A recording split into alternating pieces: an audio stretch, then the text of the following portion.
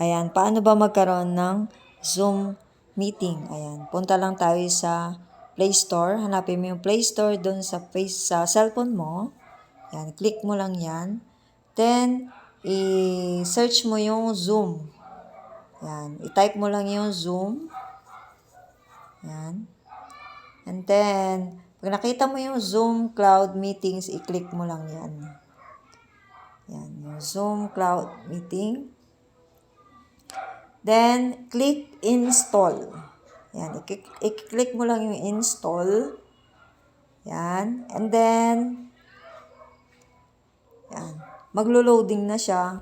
So, yan. Once na na-complete na po yung kulay green, at makita mo yung open, yan. Meron ka ng Zoom meeting sa iyong cellphone. So, mag-back ka lang. Yan. Hanapin mo na dyan yung iyong Zoom. Automatic, meron ka ng Zoom at pwede ka nang umattend sa presentation. So, yung na-send sa iyo na Zoom link, ayan, i-click mo lang dyan sa mismong messenger mo. And then, kapag wala kang sound, i-click mo lang yung Wi-Fi circular, yan. So, yan. Okay na. Magkakaroon ka na ng sounds.